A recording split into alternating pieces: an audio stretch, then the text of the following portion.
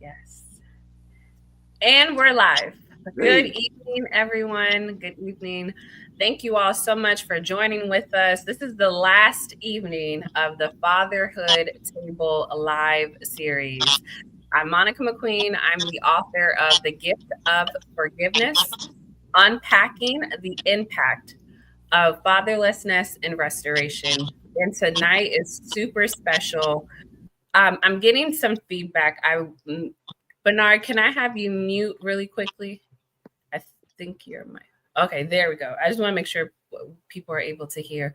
Um, but yes, I'm the author of The Gift of Forgiveness, Unpacking the Impact of Fatherlessness and Restoration. I am here for a special night. It is the family edition. And I have two incredible guests joining me on tonight. Our first guest is my big brother, Maurice Elliott, and one of my older cousins, Bernard McQueen. I'm going to let them introduce themselves, share just a little bit about themselves, and then we'll hop right into it. So, Maurice, if you would like to go first.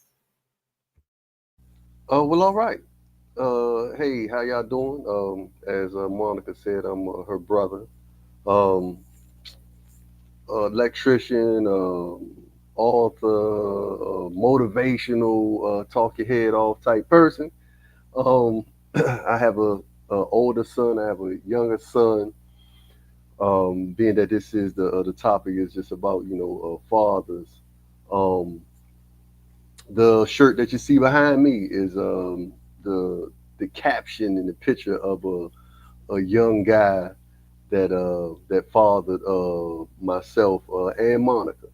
Um, and so yeah, wherever the topic goes and discussions goes, I'm definitely grateful just to be here to discuss this awesome topic uh, at this appropriate time.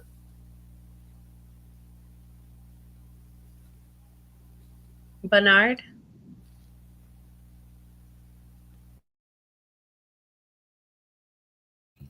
Bernard, you're muted. My apologies. And certainly let me know if there is any more feedback, echoing that is. Uh, Thank you so much. Greetings, everyone. Thank you, Monica, for the invitation. It's certainly an honor to be live talking about such an impactful subject. I also want to greet our other guest, your brother, Maurice, and everyone who is joining in on the live. Whether you are active in the live or you catch this in the recording, certainly want to give respects to anyone who's willing and interested in listening in. I am Monica's cousin, her first cousin. We go back since the war. Uh, just, just kidding. Um, and I am a husband of one wife. I am the father of one child, and that is between my wife and I. And I am also a full time realtor. Um, and I guess certainly there's more that can be discussed as we kind of dive into the topic of fatherhood and all the other subjects that can be spawned from that uh, header. So, Monica, I'll give it back to you. I love how you made it plain that you are married to one woman and that your daughter is from the two of you. I said, make it plain, cousin, make it plain. Okay, so like I do with all of the lives, we talk about the relationship with your father, whether if it was a good one, non-existent, and I want to do the same with you all. And Bernard, I'll start with you. Whatever you would like to share about your relationship with your father. Certainly. My relationship with my biological father is non existent. And growing up, you you don't realize, and I certainly didn't, realized the severity that fatherlessness plays in the maturation of any child, and even more especially that of a son, a male. Um, you know, I haven't become a basket case, meaning I haven't fallen apart because woe is me, and I never had my dad, and that's the reason why I've not.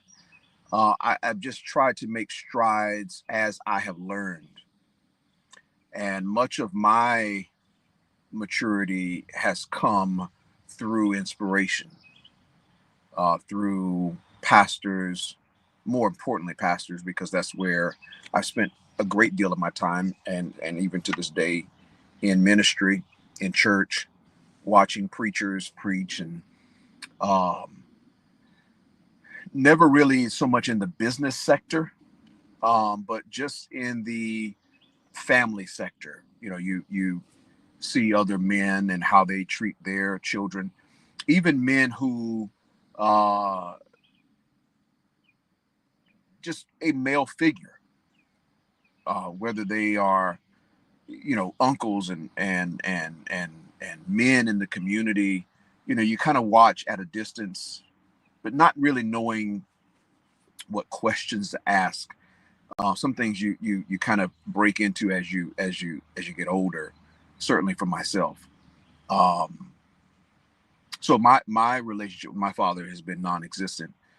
Um, there was a time when, you know, I would ask my mother questions regarding who he was, his name, having heard his name earlier on in my life, but not really knowing anything, and even to this day, not knowing anything, even with the access of social media and you know, resources like ancestry.com and the such like, still no information about who he is, and or his anyone else that he has fathered.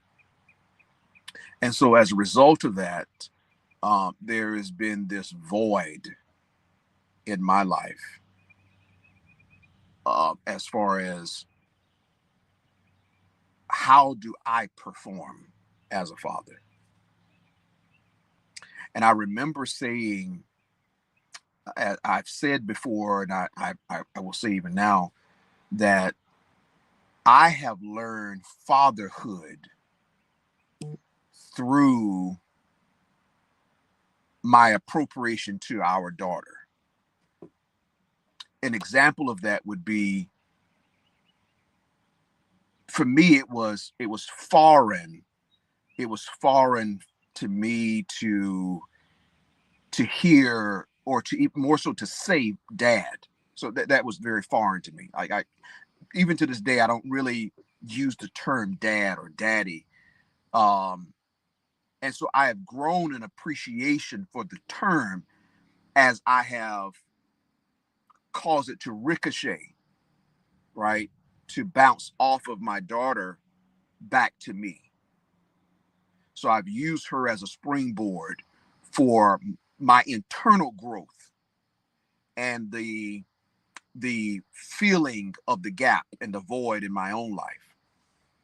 Um, and so I'm grateful. I am so grateful to be a dad. I wish I had more children, because it's some, and you know, I have clients, you know, have big families, and there are others who have big families. I mean, you know, our predecessors have had they grew up with big families. But to see anyone that have siblings, to grow up with siblings, there is a dynamic that is fostered, that is nurtured, that is encapsulated when you can um, grow with someone. Even myself, I had three other brothers, and all four of us are remarkably unique, equally different. Um, but as we fast forward, right, we see how those differences have unfolded. And so for me, Um, Fatherhood has been a journey. Fatherhood has been a journey. And I know I'm going a little bit beyond just the question of the my relationship with my father, but it's a allows me to kind of branch off. But let me come on back, and then as we get further along, I'll probably share a little more details. No, I love it. Thank you for sharing and being vulnerable. I really appreciate that. Oh, certainly, certainly. Um, Reese, how was your relationship with Pops? What do you want to share? Okay. As a youngster, right? Um, I came up in the house with both parents. So I had my mother and my father. And so it was an excellent balance of my mother being real, she communicate excellent. Never once seen her emotionally out of control. She just was a rock. My father was a tyrant. I'm talking about we they nowadays I guess it's ain't acceptable, but they believed in whoopings. And so the balance was, my mother gonna say what she say, and then if you ain't listening or you feel like she'd do stuff like this. She'd come and talk to us, and then walk out the room and say, "Well, I guess they feel like they can do what they want to do." And then my father hear that, and that be the cue. Who can do what they want? Who? And and then he gonna come and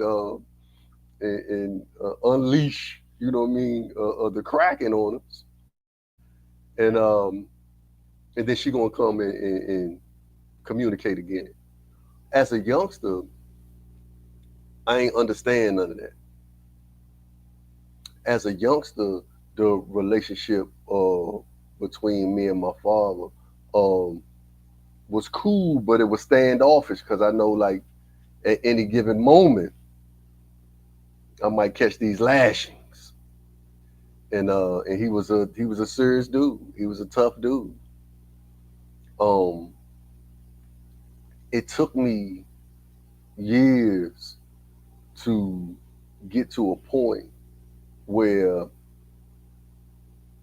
I was able to now sit back and look and say, okay, well, what was really going on and what was this about? And what it was really about was him trying to teach in a way that he knew how to teach, which was discipline. You're gonna say yes, sir, no, sir, things like that. It was strictness. And so being a kid, you don't really like that.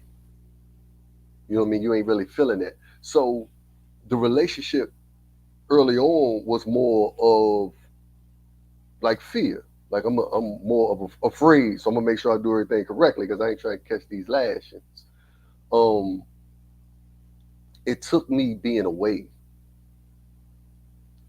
It took me talking with other young men about their relationship with their dad, whether they was absent or whether they was absolutely abusive, to actually see.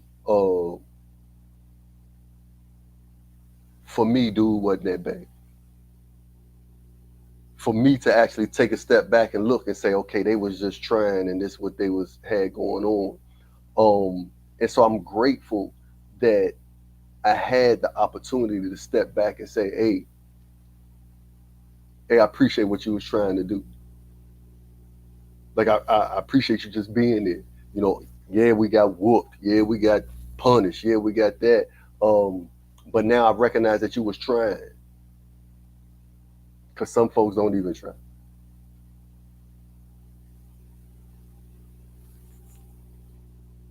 I appreciated them later on in life for not giving up on me,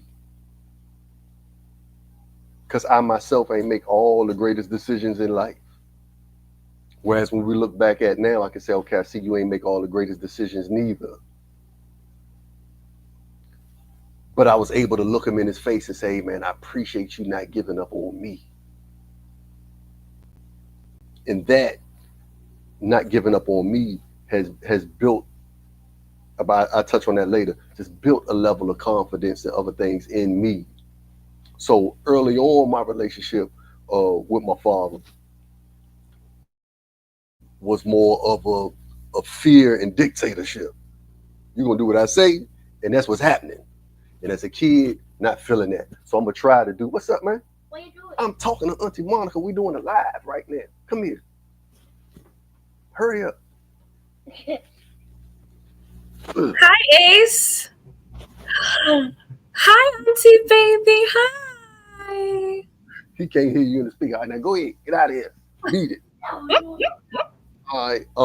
But I was grateful for later on to be able to look back. And he passed away now, to be able to have a real, relationship with him, to where I can say, man, I appreciate you, man. I love you, man. I thank you for, putting forth the effort, even though as a kid, I'm scared to death. I'm walking on eggshells, just coming in the house, but later on in life, I was just grateful for just the main fact that we did have an excellent relationship. So my relationship with my pops as a youngster was terrifying, but as I grew up, I learned to appreciate it and definitely love it. I appreciate that. And you all both know my story. Uh, I definitely can relate to you, Reese, as far as having the appreciation of his efforts as I got older, as an adult. Obviously, when I was younger, that wasn't my perspective. And it also stemmed from not really having a full understanding of the situation, because I was not yet an adult, um, going through those certain like circumstances and things of that nature. And obviously, his semi absence in my life had an impact. But after we started working on our relationship, it's as if the first 19 years of my life did not even matter. Like the last 13 years that I had with our dad, it wasn't perfect, but it was amazing, because it was the most out of a relationship that I had with him. And as I began having those one on one conversations with Pops and asking those hard conversations, I started understanding a little bit more of him and why he made the choices, even though they weren't sometimes the greatest. But to his defense, it's all he knew how to do. And he was trying his best with the situation. And I will always, and just in honor of her, Miss Betty, your mom, she always accepted me, always loved on me. I remember it was Ace's baby shower before he was brought into this world. She literally took me around. No, she brought everyone from your side of the family to the table that I sat at and introduced. She's like, "This is our daughter, Monica," or "This is Slim's daughter, Monica." And I was just sitting here like, wow. Like, to know that there was still so much love, just even out of the not ideal situation, of how I came into the world, but just knowing that there was still love from that. And so, to your point of just like having that appreciation and loving him and just accepting him, it's like, okay, what's done has been done. We're here now. We both are in an agreement that we want to be in each other's lives. So let's do our best in the way that we know how to do, and communicating with each other, or spending time with each other, things like that. So I definitely can relate to that. And I kind of want to shift gears. Bernard, you had mentioned about you not knowing, you don't have or know your biological father, but that has not stopped you from being the great father that you are to my little cousin Samaya, who I affectionately call as Princess. You absolutely are an amazing father. And if you could just kind of talk to the men who may relate to you with not having a relationship with their father, or say not even knowing who their father is, but you encouraging them to not allow that to sway them from not showing up in their lives. So can you talk about how, or there's steps that you took from that? I don't call it, well, let's call it a negative situation, but you've turned it into a positive. Because let me tell y'all, Samaya loves her daddy. Samaya, they are literally each other's shadows. She loves her mom. Shout out to you, G. Love you. But where Bernard goes, Samaya wants to go, and she'll get upset or sad. And I've been at the house where I have seen him in the backyard doing landscaping or working on something, and Samaya's right there. And he's so patient with her, and he's showing her, no, hold this, do this. And she's phenomenal young lady. And so sometimes I get a little teary eyed because I'm like, oh, that's so beautiful. That's so amazing. But yes, Bernard, the floor is yours. If you could kind of touch on that and the steps that you took to taking that negative situation into positive in your journey of being a father. I hope that makes sense. No, it does. It certainly does. I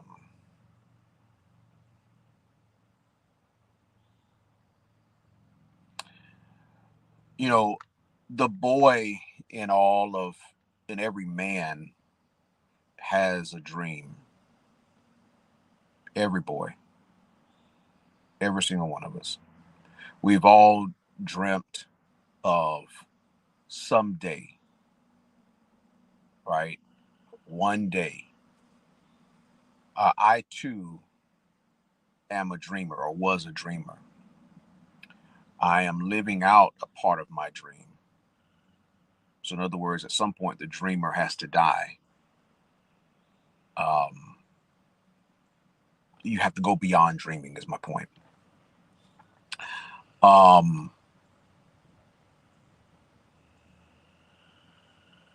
I am just a product of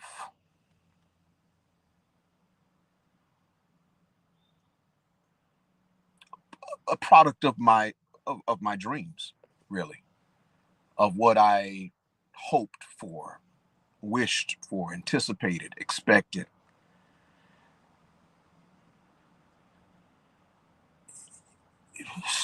Growing up in the 80s, we didn't have social media and smartphones and tablets and not even the internet. Um, but we did have television. There was in other forms of media, magazines, newspapers, um, billboards, whatever, right? Um, and I'm mentioning those things because those are the things that kind of shaped our perspective. It was Those were the great influencers of our day, especially when you didn't have a close influence, someone that you could um, look up to and yet grow and rival with, like a son transitioning from infancy to toddlerhood, from toddlerhood to adolescence, and from adolescence into adulthood, where testosterone kicks in, and then yet he wants to become the man of the house, or that is to challenge his father. I didn't have that because there was no one present for me to war or spar with, or even to pretend. But I had a dream, and that dream, in many aspects, yes, was shaped by the influencers of my day. Um, I think we can all attest to that, right? We can all kind of we know the things that has shaped our mentality, our perspective, the things that set us on a course. But I didn't have that close and up front. I didn't have that. Um, as I've gotten older, getting into middle school and into high school, as I aforementioned, I had pastors because I like I said, I grew up in the church, and it was all things church. I moved away from just being a church attendee, but to being someone who aspired to do something great for God, still with that same desire. And therein lies that boy who still has. Hopefully, you all can see me because I think that there's a bit of a shadow that's kind of overcast. Um, but the boy that's in me that still had that dream, who still aspired to have something of substance, to be somebody great, significant. I too wanted to be married one day. I too and began to imagine, but I couldn't. I earlier on growing up, I didn't have I didn't have much of an imagination other than what I've seen. I've seen it displayed, like watching the Cosby Show, right? You would see, you know, Cliff interact with his wife, interact with his children, and so those were the influencers, and that's just one of many of my day. Um, and then you grow up, and you it's like it's like trying a key into a keyhole, and it doesn't turn, realizing that that media reality wasn't isn't my reality. So I had to try to bring shape to some sense of reality that ultimately became my own. Um, so I thank God for uh, my pastors who's still alive to this day, who've given me a sense of hope and perspective as to what it looks like and or what it should look like as being a husband and a father, and to see them. So I gravitated to my pastors. I gleaned from them. I learned, I studied their behaviors and mannerisms, and so much so to where, you would talk to me and it sound like them. um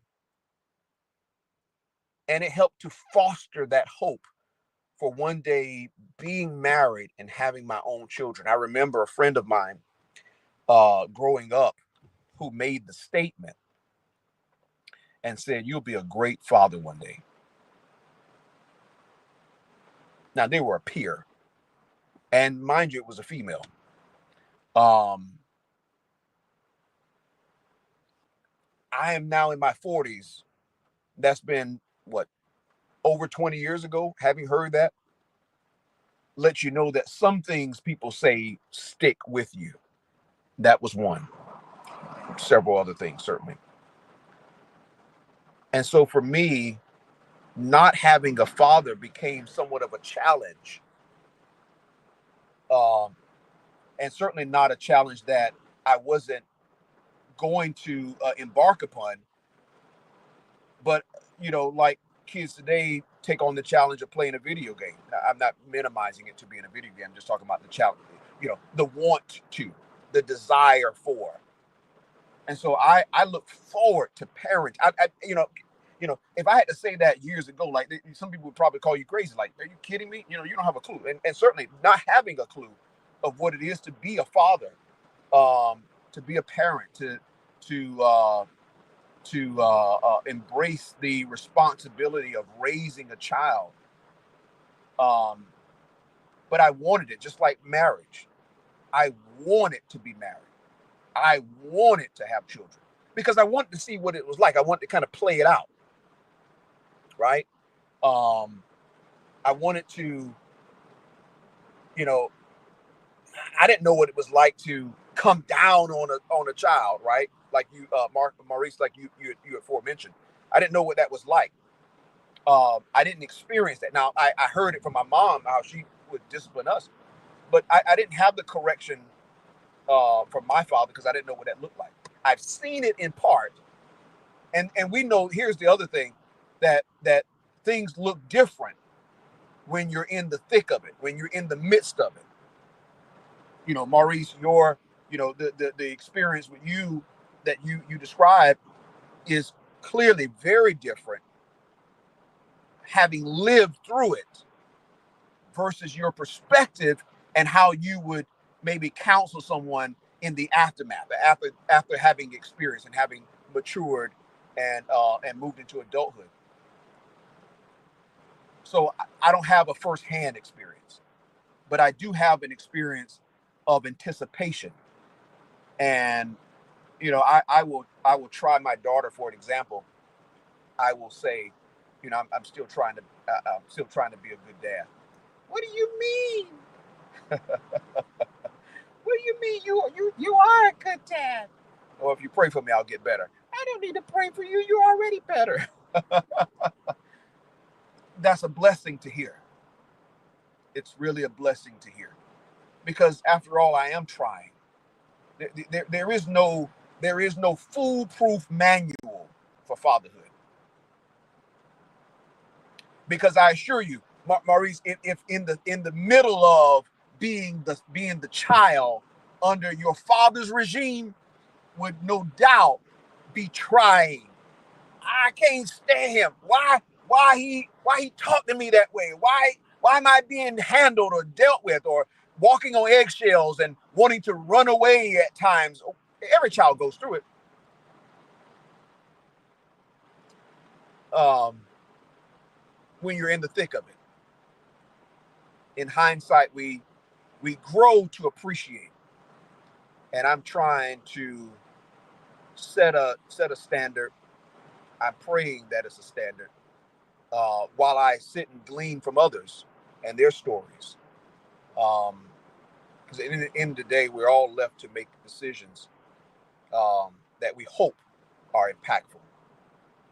We hope that are meaningful. But the good that comes out of it is when others can attest. And so when I hear my daughter appreciate, I mean, this little girl is absolutely remarkable. You talk about shout outs. Like I got to give her a shout out right through here. She makes me glad to be a dad. Not okay. I had my own anticipation. I had my own desire, but boy, she has sealed it. She makes me glad to be a dad. I'm yeah. All right, Monica, I'm gonna give it back to you. Hopefully that helps.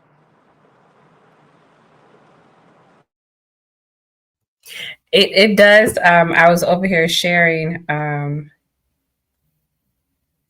our lives with others. Um, no, it definitely does. And thank you so much for sharing. Hey, everyone that's coming in, thank you all so much for tuning in. If you have not already, please go ahead and share this lives with others, men and women, as we continue our conversation on fatherhood. And if you're just tuning in, tonight is the family edition. And I have my big brother, Maurice, and one of my cousins, my first cousin, Bernard McQueen, with me on tonight. So we're just kind of getting started. So I want to shift gears with you, Maurice. What was it like for you? Let's just get into it, right? What was it like for you when you found out that you had a sister? And did that change the dynamics between you and Pops? And if so, how? Or if it didn't, what was the reason of your motivation of wanting to reach out and have a relationship with me? Okay. No, it didn't change any relationship. Just some background for everybody else. Um, when I was like 4, my aunt passed away on my mother's side, and my mother took all her kids in. Um, and then I already had 2 older brothers, from my mother's previous marriage. Say all that to say that we was the Brady Bunch. So the introduction later on in life to me that, hey, you know what I'm saying, you got a sister, it wasn't like mind blowing to me because I come from a family that's, you know what I mean, we extend love, and that was demonstrated from, you know what I mean, my mother. Um, and so, nah, ain't nothing changed. And then the desire to reach out was because that's, and me and my brother was just talking about this, and it's real. Um, I was talking to my cousin Gator down South Carolina, who was like my mother age, so he older. Gator, yeah, that's what you call him, cousin Gator. And I had posted something a little while ago, a couple just because I was looking for some other pictures, and then I just came across with stuff, and I was back in the day. And so I was posting like some pictures when I was young with mother, young with pops. And so I guess Gator had seen it. But anyway, I'm gonna fast forward real fast. But Gator was like, man, he said, I'm gonna tell you more, Reese. He said, even now, right? He said, I still feel it. He said, but I could see it in y'all even back then. He said, I just was so envious, because it was just love there. And for me, it seemed natural, like how Deion Sanders and Shador Sanders, like he already a rich kid, so it's not weird for him to see Deion Sanders. That's just his dad. It's not weird for him to see NFL players because that's just what he been around. So for me, it wasn't weird because I just come from love there. You know what I mean? And that's just kudos to, you know what I'm saying, my mother and how she was raised. Just plenty of love. So, um, man, what was I was like 20 something, I think, when I got the information that, hey, you know what I'm saying, you got a sister. And so no stutter, no stammer from me. I was like, okay, well, where she at? Like, you know, I'm trying to reach out, I'm trying to get in touch with her because that's just where I come from. You know what I mean? Of extending and showing love. So yeah, no dynamic change in our relationship. And just knowing that, you know what I'm saying, I had a sister out there, I wanted to extend, you know what I'm saying, the love that I know I come from that I had for my blood. So that was that. If that answer your question, you know what I'm saying? Yeah, no dynamic was changed, and just trying to extend the love, you know what I'm saying, that I had. No, it definitely does. And I'll stick with you for a little bit. Bernard did touch on it. So I want to give you the opportunity. What has your journey been like as a father? What are some Mm, things you've learned, some takeaways? What's your journey okay. been? Uh, well, I started young, but no, I was a dad at 17. I was a dad at 17. And then I doubled on back around, and I got a 6 year old. So, man, it's been amazing. You know, it's been amazing. It's been rough because I come from being that dad at 17 and then being totally absent, you know what I'm saying, out of my son's life. Like he grew up without me, you know what I mean, because of my decisions, you know what I mean. I was away for a long time.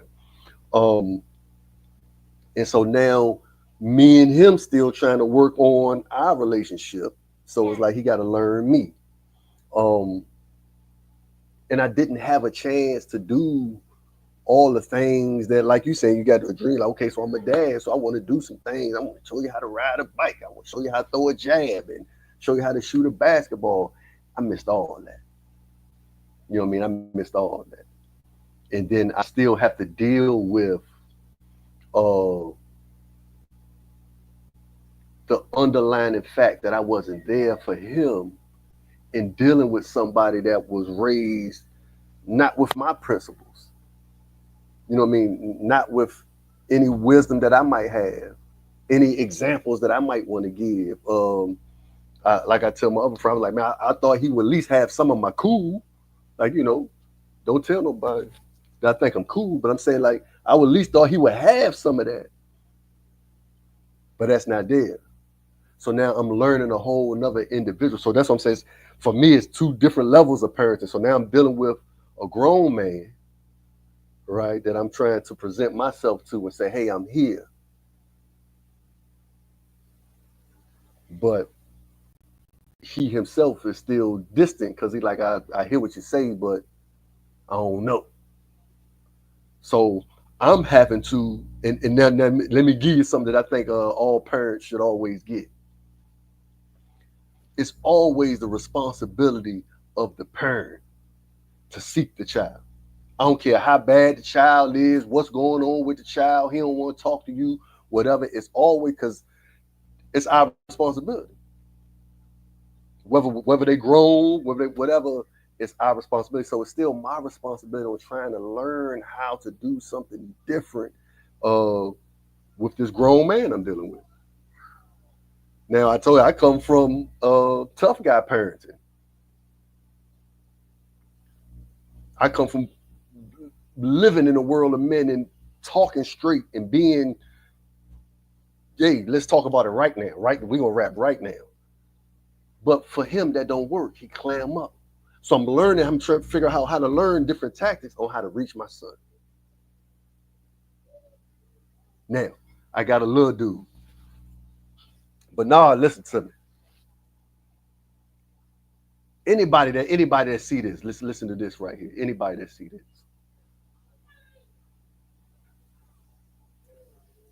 I ain't even know that I could be loved like this. You feel me? Like it blow my mind sometimes. Like I ain't even know that I could be loved like this.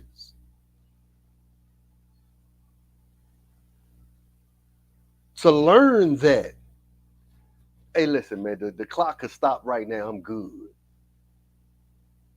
Like I appreciate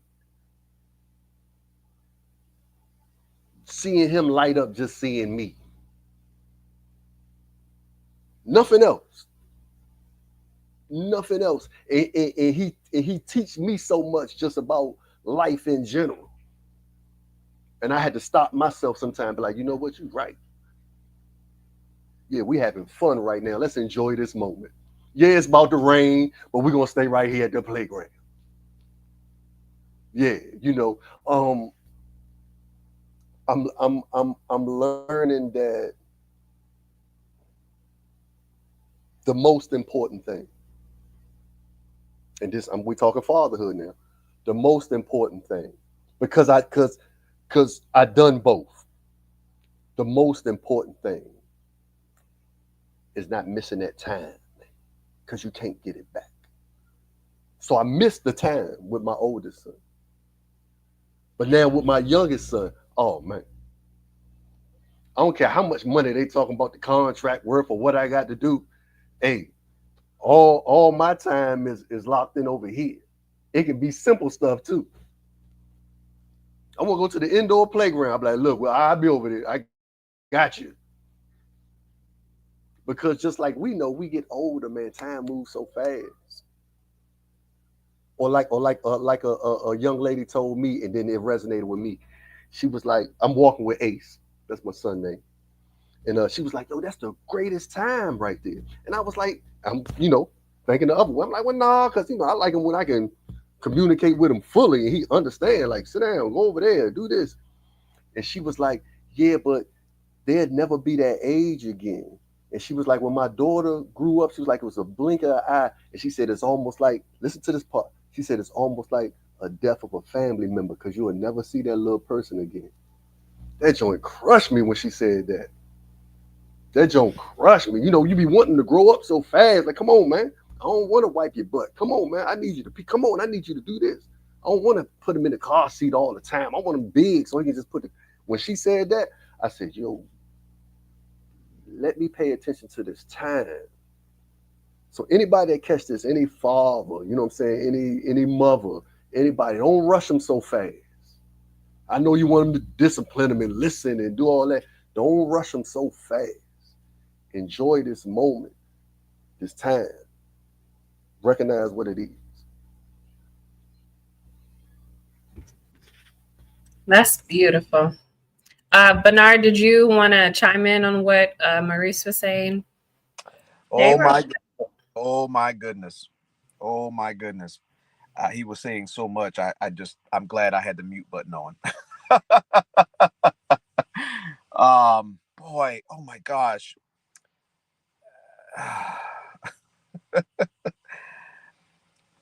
There is now. I'm going to say it, Maurice. You said it your way. I'm going to say it mine.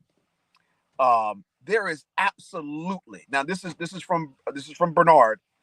However, anyone else wants to address it, they can. There. Okay, I'm married, right? I'm married, and I love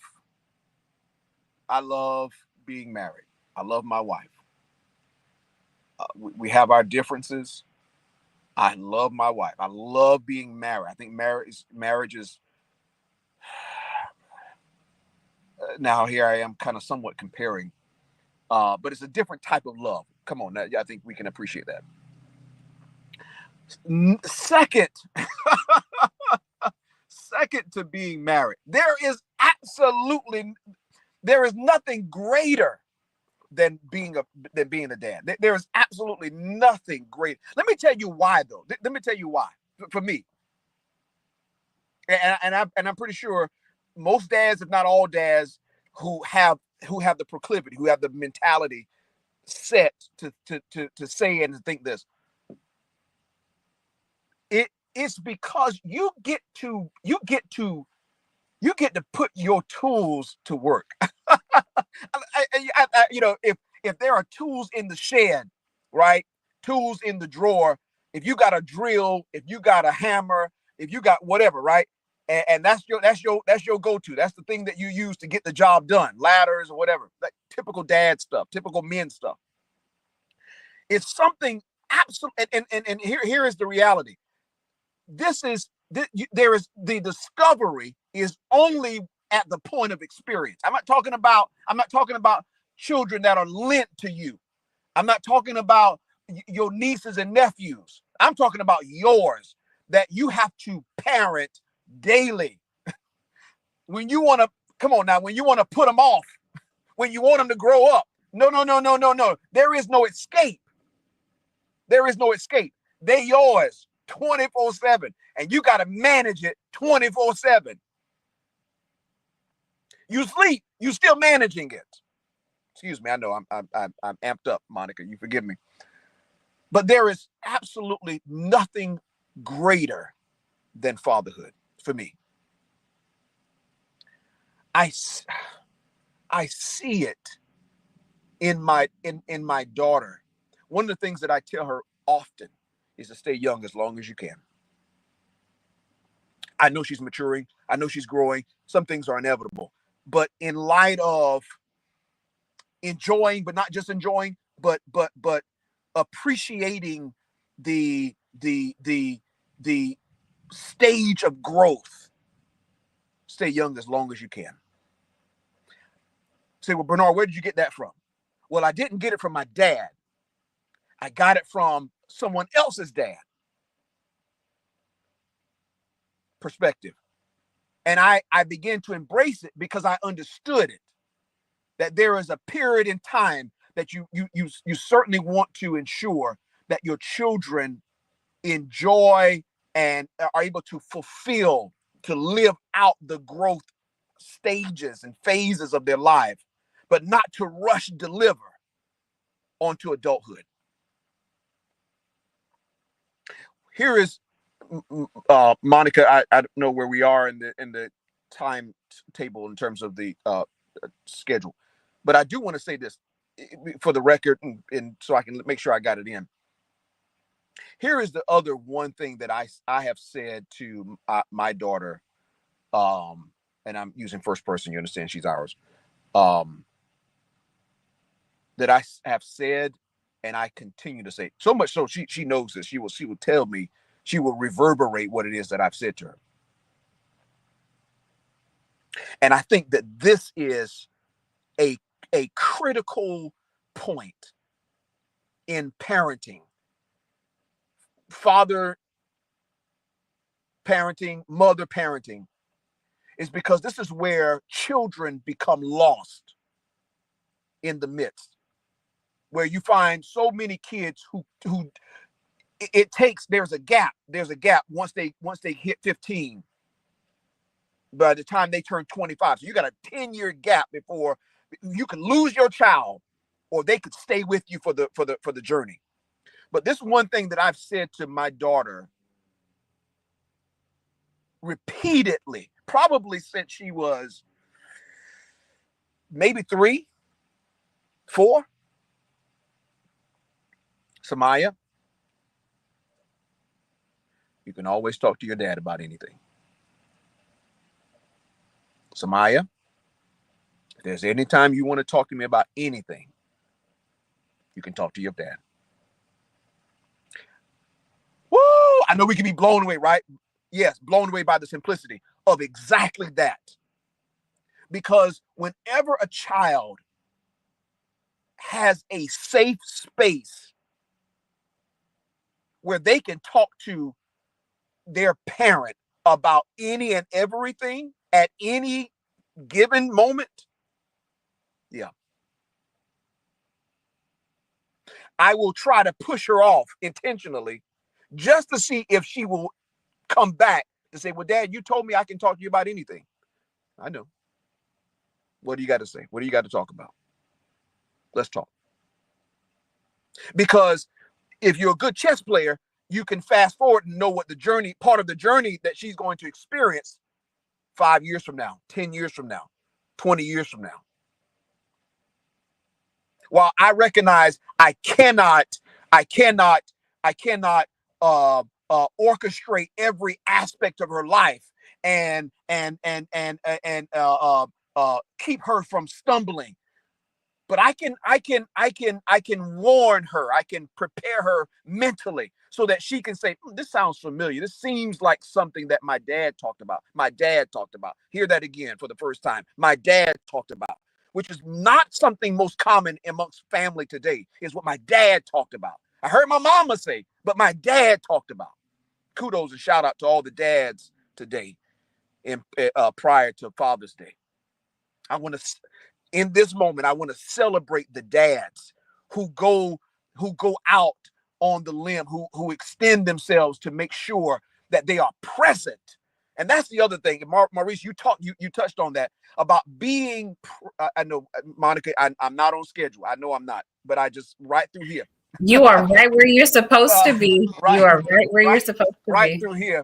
But to be present. To be present.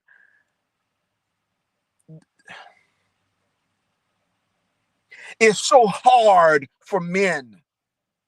It is so hard for men to be all things to all people. And I'm saying that with relation to the people that they are directly accountable to. It's hard.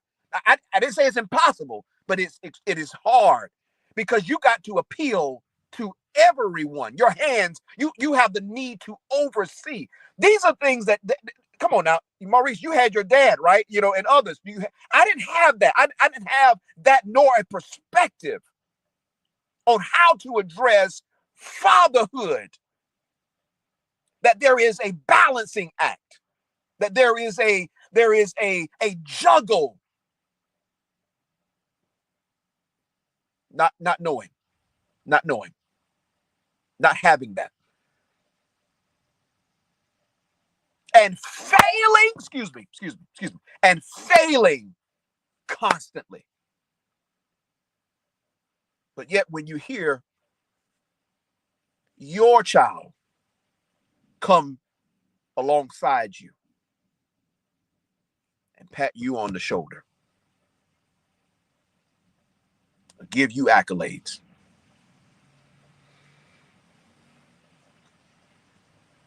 share words of appreciation, it is far-reaching. And Maurice, you said it well. It's one of those things that we appreciate. You talked about the love. I'm a daddy's. I'm a daddy's girl. A father. I'm a father. What is it? Daughter's. A girl dad. There we go. There we go. Girl. I'm a girl dad. I remember. God, when did she start walking? Whenever that was. But by the time she turned about 3, going 2 to 3 to 4, this might be a little comical. There's some who can relate to this. But she went everywhere with me. Like when I have to use the restroom, where does she go? She can't stand out there. And so Samaya, turn this way. I'm saying it. It's a bit comical, but it's a sense of reality. When she's got to use the restroom, and you know, well, she's a female, but how do you manage the cleaning a girl, right? You know, as they age, and come on, all right, we understand the all the dynamics with that.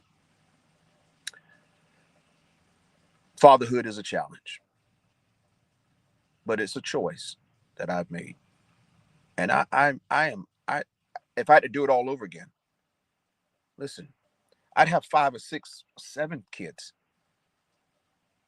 I'm serious, and that's really no joke. It really, I mean, yeah, don't get me wrong. Everybody have their moments and their days when they just want to unplug or go away, you know. But it's something about the discovery when you get to look at them, look back at you, when you get to see them play out what it is that you've instilled in them. That is what's that's what's masterful. Because as a man, we're creative in nature. We like to try to orchestrate or dictate or manage or lead or influence in some way. Yeah, I love being a dad. Is spectacular. It's wonderful. And so my journey it's been absolutely wonderful. Um, but I get to listen in from Maurice talk about what it is to parent at the age of 17. And then when you talk about, like, I had my two of my wife's niece and my nephew live in our house, and God has a way that's mighty sweet, because he drew teenagers into our house under our care, just so that I can get a perspective on managing parenting teenagers before mine became one. Spectacular. So yeah, there's more, but I'm going to cut off right there. Monica. That was amazing. You guys now have a glimpse into why we call Bernard Bishop in the family. We call him Bishop for a reason. But no, I love it. And I love the passion behind and the realness and the transparency and vulnerability from the both of you. I truly do appreciate that. And I know that those that are watching and that will watch the replay, they are going to be blessed by it. I'm praying that there are seeds that will be planted into other men and fathers and even women that are going to be watching this. And I just want to give a shout out. There's some more McQueens in the live. Shout out to our cousins, Roosevelt, who is Bernard's older brother, and Jason, their nephew, my second cousin, who is now a girl dad. Him and his wife just had their baby girl in May. So congratulations to you two. So thank you both for sharing your journeys of fatherhood. As we kind of not wrap up, but kind of to that destination, what advice would you give to any fathers? You guys kind of touched on it, but for the category of, let's just sum them together. Someone who's a new dad, and someone who is a father, what is one of the key takeaways, the one thing that you want a man or father to take away from everything that you have said? What advice would you give him? And Maurice, I'm going to start with you. Okay. I'm gonna break it down. I'm gonna say this phrase though. Outsiders are always wrong. I'm gonna break it down what I mean by that. Outsiders are always wrong.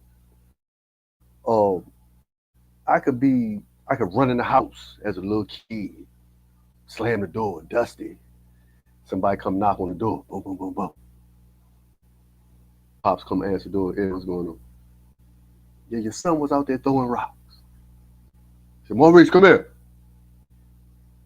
I come up, yeah. You out there throwing rocks? Father turned around and like, my son said he ain't throw no rocks. Well, again, we said, what you trying to call him a lie? You trying to call him a lie? Get off the porch. Close the door. Boom. Close the door. He turned to me and say, don't let me catch you out there throwing no rocks. I said, don't let me catch you out there throwing no rocks. Later on in life, anytime somebody bring any accusation against me in front of them, they wrong.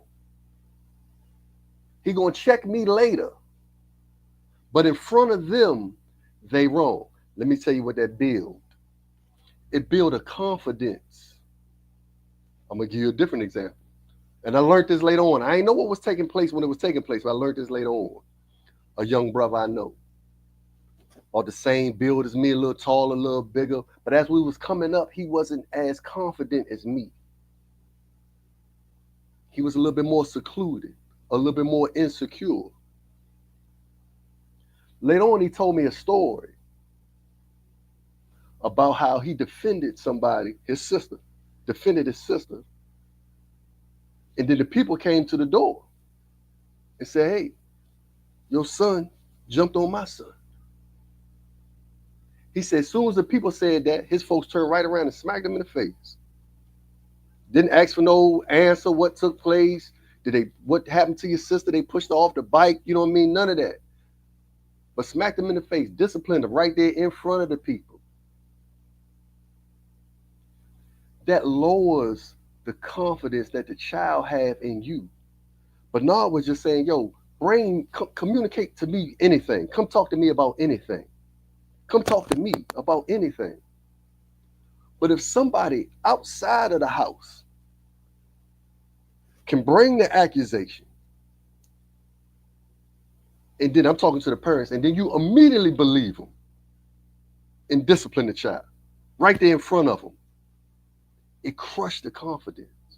It makes the child feel small. The people that I look to for the support and the help, the people that I look to for the love, don't even question it and immediately shut me down in front of the people. Listen, the child might be wrong. Discipline them behind the doors. Correct them behind the doors, not in front of people. Outsiders is wrong when it comes to us. We got to be a unified front. But if you don't do that when they're young, as they grow older, it lessens the confidence in them. It lessens the confidence in them. Outsiders always wrong. Don't discipline your kids in front of people. Support them. I don't care if you know they wrong. Support them right then in front of people. Hey, you. I talk to them later on, and then when you get by yourself, then you deal with your child. Only reason I bring that up because I see it a lot. We quick to, in the grocery store, we quick to check them, and that immediately make the child, I'm unsafe now with the people that I want safety from. How can I bring anything to you now because you immediately chop my head off soon as the other people say? We know sometimes that everybody ain't right. The teachers might not be right all the time. The bus driver might not be right at the time. The neighbor might not be right. You figure that out alone with the child. Outsiders wrong, man. Don't discipline them in front of people. That crush confidence. You build confidence by always supporting them, especially in front of people. And then when the doors close, hey, let me talk to you. Then we communicate. Don't chop the head off so fast, man. Support the child at all times, especially in front of people. Outside is wrong. That's the number one thing I can give you. Or I can give you some more, but that's one thing that I learned from this guy right here that'll go to bat for me. I'm talking about any given Tuesday. He might know that I'm wrong. He gonna check me later on. But anybody else, oh, you can't bring no accusation against me. That build confidence. I know I can go to him. You see what I'm saying? But no, I know I can go to him and say, hey, this is going on. This is happening up here. Something ain't right. He gonna support me. If I'm wrong, he gonna check me. Never in front of people. You will never see it though. And as a little kid, man, that built the utmost confidence. When I'm outside the house, I know I got support. When I'm outside the house, I know somebody got my back. If I'm outside the house, outside is wrong, man. Discipline your kids behind closed doors. Always support them. Don't check them in front of people. If you're doing it, stop it. You're crushing the kid confidence.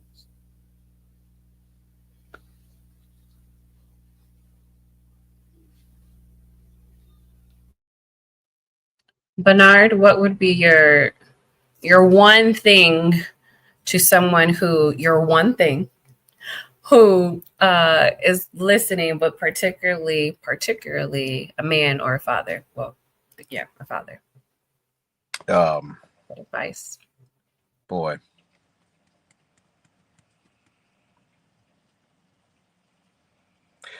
um, Maurice touched on it in from one perspective or another.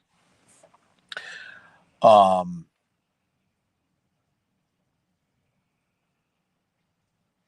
One of the things that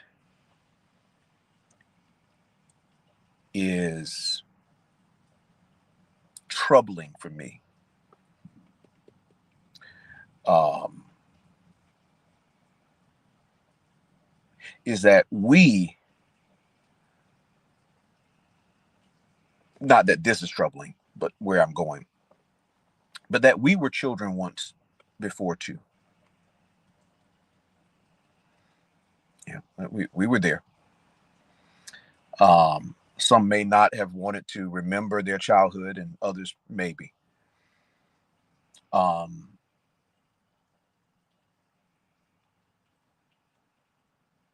we know what it was like being a child, being parented by our own parents and others, because I'm out of a generation where we could be disciplined by any others, your grandparents, principals. You know, we talk about nail scarred hands. I got a strap scarred hand because I remember getting uh, spanked in my hand by my principal with a leather strap back in those days. um, dare to do anything contrary or against. That's back in the day when we used to be sent to the principal's office and we would be disciplined. Boy, my goodness. But what is troubling is that we who were once children, having evolved into adulthood, have the wonderful opportunity of making good choices.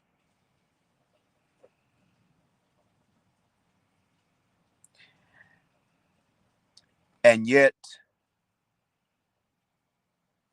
we as adults don't always consider the aftermath of what comes out of our mouths.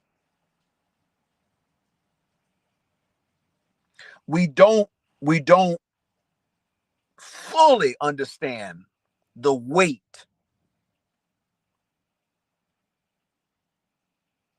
of words that weren't considered before they were spoken, as well as our actions.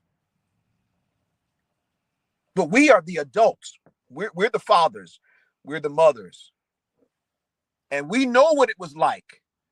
But we have the opportunity to be strategic, to think things through, to consider.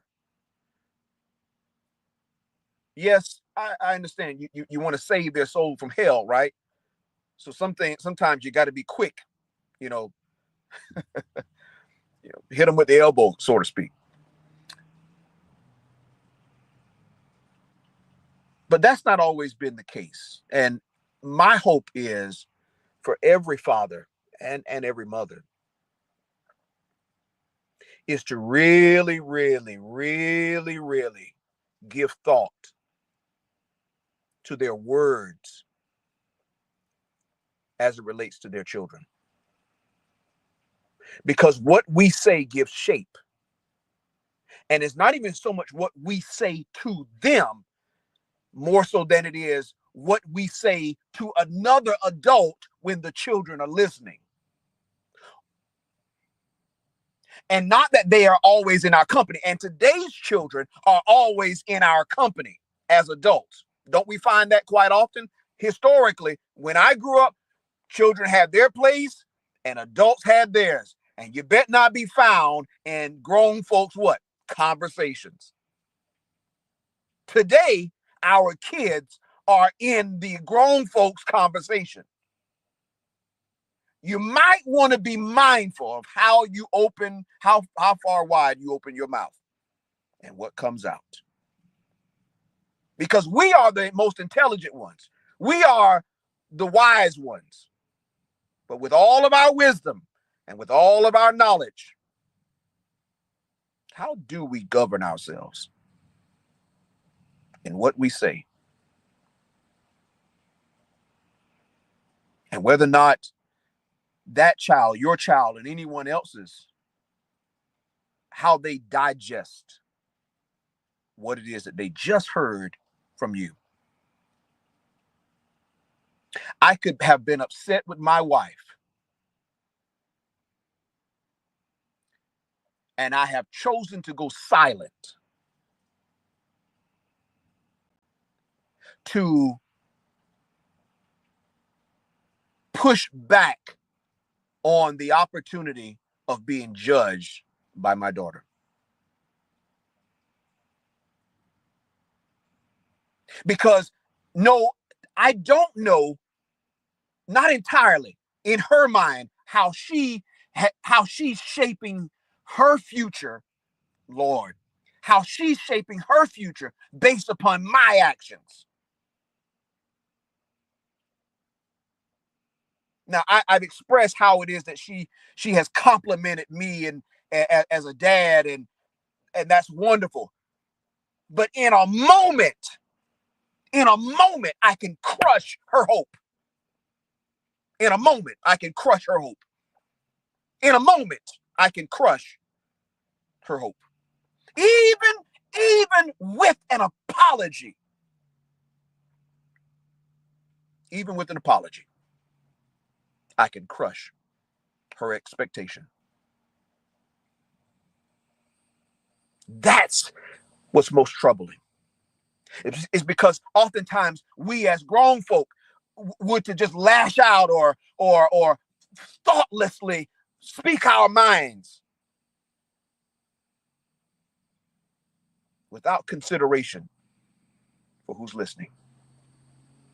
May God help me. May God help me to bridle my tongue.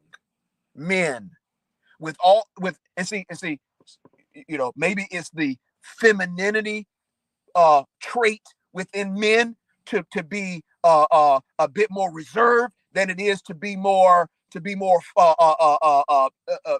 assertive or direct, or however you may call it.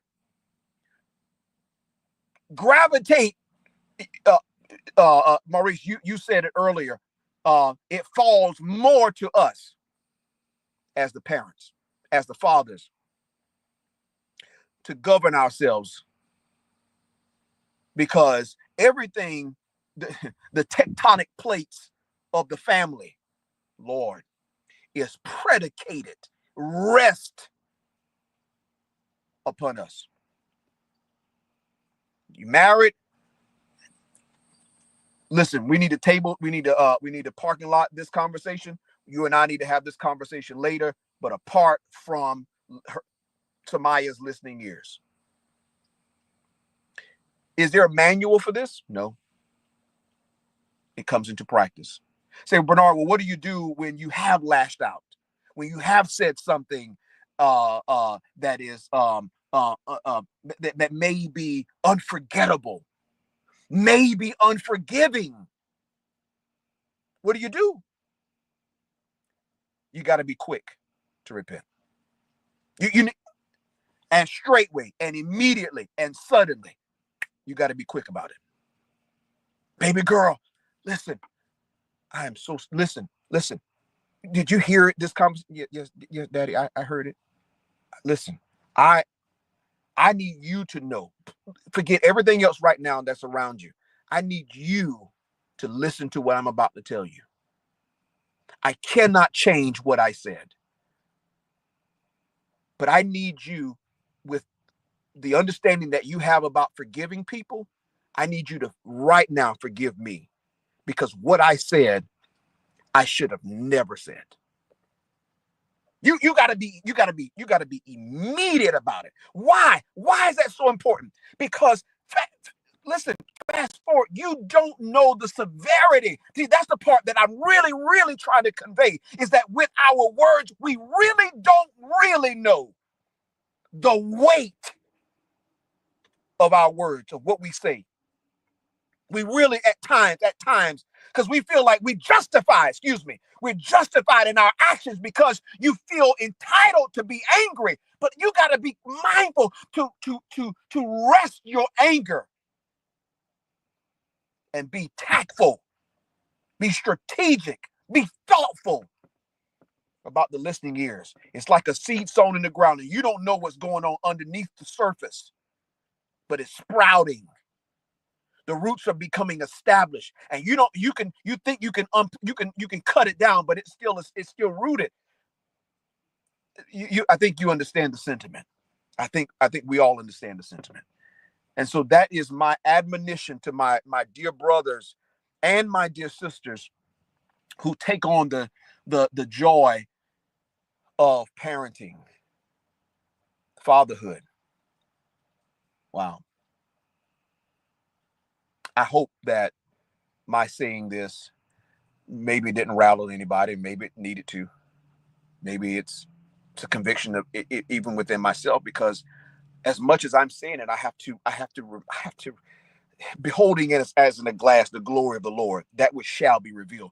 We don't know until we look back into the mirror of the Word of God. Excuse me, I'm using scripture here, but looking back so I can constantly see myself and let me think things through. Let me ponder for a moment before I just lash out. And frankly, that comes through the help of God. Because ordinarily, I may say something that, well, that's just the way I am. All right, okay, just the way you are. Come on, we've seen that. We've seen what. Come on, let's put it plainly. Okay, all right. We've seen corrupt children. We've seen them. And you trying your best to keep your baby in line at school, but you can't help but JoJo cutting up in school because why? JoJo got it from his someone, right? Maybe their parents, whoever's close, whatever influences there are. And so you as a parent, you're trying, like, where did you get that from? I mean, what has influenced you? And so because it is something that's unconstitutional in your household, and when it comes across your plate, you want to just lash out because it's like, wait a minute, so we got to be strategic. All right, I don't want to belabor that. Monica, thank you. I don't know if this is the end, but thank you. Hopefully my sharing that, and I know it's gotten dark where I am. So thank you so much for allowing me to come on the live and share. Excuse me. I appreciate you so much. Yes, we are coming to the end. Thank you all so much for tuning in. Thank you both, Maurice and Bernard, for your insight, Thank your you. yes, I appreciate you both. And like I said in the beginning, you both are phenomenal fathers. I admire the both of you as men and as fathers. You both have been father figures to me in different ways. Maurice, I tell people all the time, you are a splitting image of our dad. Um, and I am grateful. And Bernard, you literally have uh, taken the position in our family as the voice of the men because, you know, our grandfather passed away. I think I was probably like 2 years old. And there hasn't really been a lot of uh, speaking up from men in our family from the older generation. But you and primarily you and Frank have been the voices in the family and making sure that you know the family is connected and checking in and being there for others and being a really great example to your child Samaya. And like I said, like she absolutely adores you, and I know that she is better because you are her father and G as her mom. And I know Maurice, you and your kids and your grandkids, you're a pop pop. They are better because you are in their lives and because of your experiences. And now that you have the second chance with Ace, I admire you both. So kudos to you two. Happy Father's Day in advance to the both of you. I love you so so much. And speaking of Father's Day, it is tomorrow. I just want to encourage anyone that may be dealing with grief, whether it's something that's very fresh or it's been years, know that you are not alone. You don't have to isolate, be around community, tap in, allow people to love on you. It's fine if you need, you know, have a moment, but don't let that moment stay or linger a little bit too long. One thing I appreciate about my brother Maurice is when it comes to our dad, we call him Pops. When it comes to like Father's Day or his birthday or the day that he passed, you know, we don't go to the gravesite, you know. We do something in honor of him. You know, we eat one of his favorite meals, which was the chili hot dogs. Um, Chili dog. Go see and scary Maurice, movie. Go see scary movie. right. And Maurice would be like, "What you watching?" Or you know, he'll send me a picture of a chili hot dog, or you know, I may watch something that's like a genre of something that he liked to watch, or you know, them crime shows or whatnot. But it's in honor of him. Yes, I miss him dearly, dearly. I can't believe it's been 5 years. Like time goes by. There are so many Yeah. moments where I wish I could pick up the phone and call my dad. There are times that I wish that he could just see how my life has transpired, that I'm living in a whole new, a different state than Virginia. You know, but I miss him, but I appreciate him. I honor him.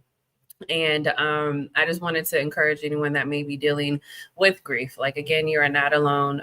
There are other people who can relate to you.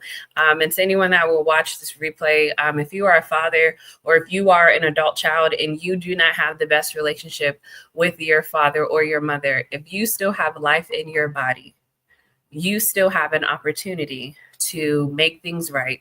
It doesn't mean that your relationship has to be perfect, but it means that you can show up in a more consistent and better and healthy way in each other's lives. I cannot tell you how grateful I am that I made the decision to forgive my father and that we restored our relationship. Again, it was not perfect, but it was the best 13 years of my life that I had with him. And when he passed, like in that moment, I thought back on, I wonder how worse I would feel if I had not had those conversations with him, if I did not take the steps to forgive him all the memories and conversations that me and my father had up until he passed, or just within those 13 years, literally flashed before my eyes as we were, watching him come off of life support. And I was just sitting here like, wow, like, thank you, Jesus, that you even touched my father's heart, because it takes two people to reconcile and to restore. And so I was grateful. I was sad and I was heartbroken, but I just couldn't even imagine if it was like, man, like, if the last time I talked to my dad was weeks, months, or a year ago, or years ago, or we left off not having the most best conversation, or I said something to purposely hurt his feelings, or maybe it was a misunderstanding. So I say all that to say life is short and you do not want to live with any regrets. We don't know the day or the time when God is going to call us home. And please just make it right. So I appreciate you guys. Love you all. Happy Father's Day in advance to all of the fathers. What'd you say? I said, love you too. Love you too. Thanks. Love you too. All right, guys. Thank you so much for tuning in. Have a great evening. All right, cuz Bernard. See y'all Yep, later, you man. got it. I'm ending.